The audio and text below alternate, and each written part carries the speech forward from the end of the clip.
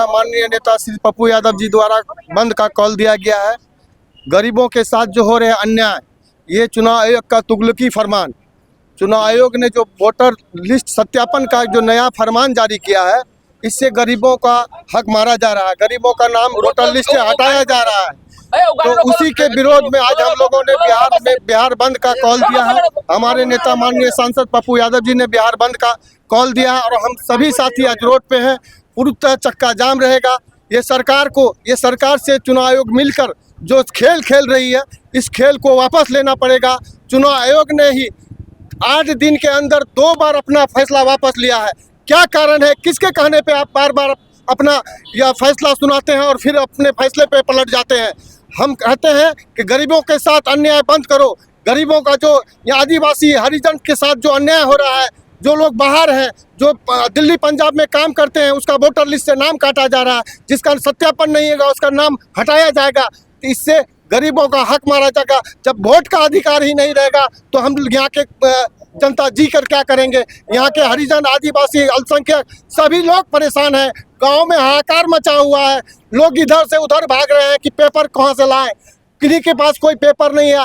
20 साल पहले का जन्म प्रमाण पत्र मांगा जा रहा है, किन्हीं के पास पेपर नहीं है। तो हम इसी के विरोध में हम लोगों ने बंद का कॉल दिया और हम लोग सभी लोग रोड पे हैं और चक्का पूर्णतः जाम है। देखिए, तथ्यात्मक बातें होनी चाहिए। आप चुनाव आयोग का पिछले कुछ समय से स्टेटमेंट देखिएगा तो ऐसा लगता ही नहीं है कि चुनाव आयोग का स्टेटमेंट है। पूरी तरह से लगता है कि ये मोदी जी और अमित शाह का लिया गया स्टेटमेंट है।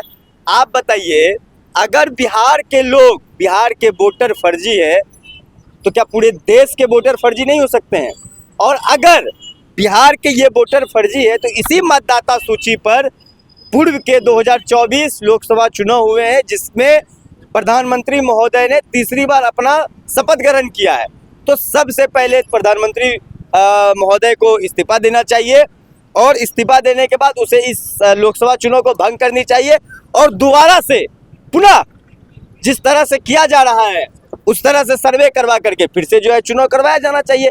अगर 2024 लोकसभा चुनाव के मतदाता फर्जी नहीं है तो 2025 आने वाले बिहार विधानसभा के चुनाव के मतदाता फर्जी कैसे हो गए भाई? पूरी तरह से अभी एनडीए की सरकार, मनुस्मृति को मानने वाले लोग पूरी तरह से अभी जो है टेंशन में है। क्यों?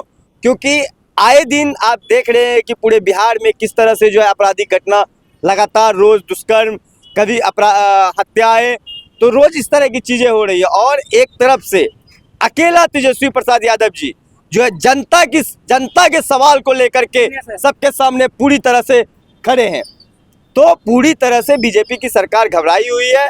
और दूसरी बात कि चुनाव आयोग ने पिछले दिनों स्टेटमेंट दिया कि हम लोग 5 लाख लोगों की भर्ती जो है हम लोग करवाए हैं, जो कि इस तरह के कार्यों को कार्य करेंगे लोगों के दरवाजे पे जा करके। मैं पूछना चाहता हूं, अगर 10,000 लोगों की किसी भी वैकेंसी में जॉब लगती है तो वो हाहाकार मच जाता है। वो 5 लाख लोग कौन है?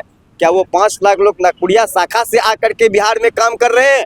वो 5 लाख लोग कौन है? क्या वो बिहार के लोग हैं या फिर वो बीजेपी के अपने एजेंट है, जो जिसको जो मन करे, जिस व्यक्ति का मन करे वोटर लिस्ट से नाम हटाने का उसका नाम हटाएंगे और जिसका नाम जोड़ने का करे उसका जोड़ेंगे। तो हम लोग पूरी तरह से इसके विपक्ष में हम लोग खड़े हैं और जहां तक हो सकता है हम लोग अपने नेता के कदमों में कदम मिला करके हम लोग इस लड़ाई को लड़ेंगे और माननीय नेता तेजस्वी प्रसाद यादव जी के हाथों को हम लोग एकदम से मजबूत करने का काम करेंगे।